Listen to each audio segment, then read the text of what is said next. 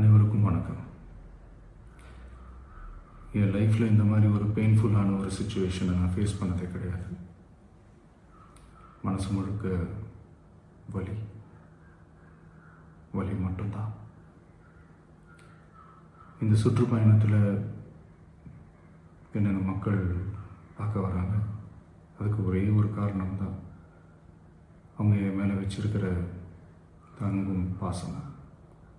அந்த அன்புக்கும் பாசத்துக்கும் நான் எப்பவும் கடமைப்பட்டிருக்கிறேன்.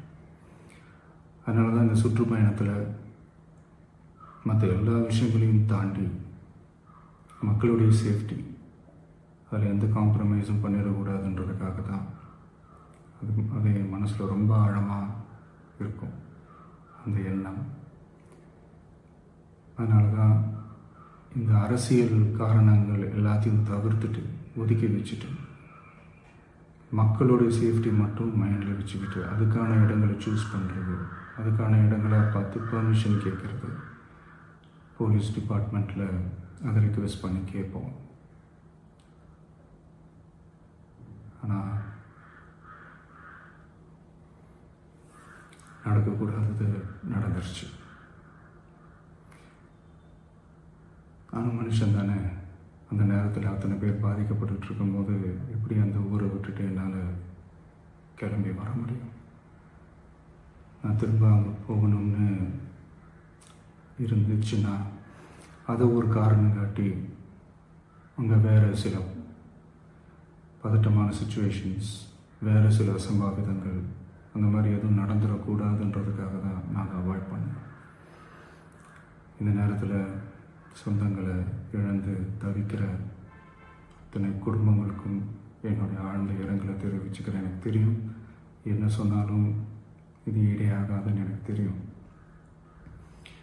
ஹாஸ்பிட்டலில் ட்ரீட் பண்ணிகிட்ருக்கிற எல்லாருமே சீக்கிரமாக க்யூர் ஆகி வரணுன்றது இந்த நேரத்தில் நான் வேண்டிக்கிறேன்.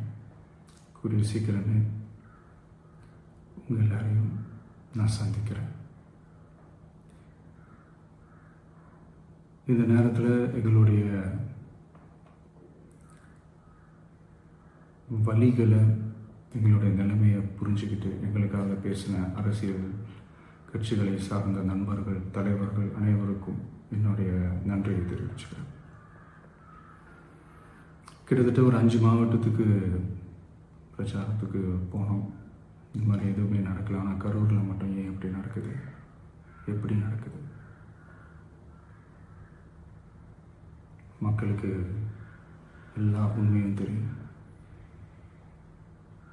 மக்கள் எல்லாத்தையும் பார்த்துக்கிட்டு இருக்கிறாங்க. கரூரை சேர்ந்த அந்த மக்கள் அந்த உண்மையெல்லாம் வெளியில் சொல்லும்போது எனக்கு கடவுளே நேரில் வந்து இறங்கி அந்த உண்மைகள்லாம் சொல்கிற மாதிரி எனக்கு தோணுச்சு. சீக்கிரமே எல்லா உண்மைகளும் வெளியில் வரும்.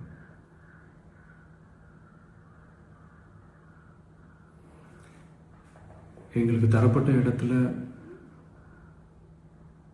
நாங்கள் போய் அந்த ஸ்பாட்டில் நின்று நாங்கள் பேசிட்டு வந்தோம். அதை தாண்டி எந்த தவறும் எங்கள் சைடில் நாங்கள் எதுவுமே செய்யலை. பட் இருந்தாலும் எங்கள் கட்சியை சேர்ந்த நிர்வாகிகள், தோழர்கள் மேலே எஃப்ஐஆர், அது மட்டும் இல்லை சோஷியல் மீடியாவை சேர்ந்த நண்பர்கள், தோழர்கள் அவங்க மேலே எஃப்ஐஆர்லாம் போட்டு இப்போ பிடிச்சிட்டு இருக்கிறாங்க.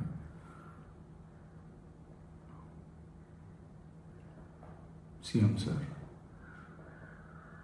உங்களுக்கு ஏதாவது இந்த பழி வாங்கணும் அப்படின்ற எண்ணம் ஏதாவது இருந்துச்சுன்னா என்ன வேணாலும் பண்ணுங்க.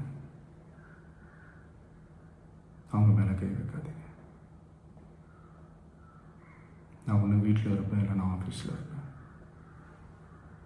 என்ன வேணாலும் செய்யுங்க. நண்பர்களே, தோழர்களே, நம்மளோட அரசியல் பயணம் இன்னும் ஸ்ட்ராங்காக, இன்னும் தைரியத்தோட கண்டினியூ ஆகும்.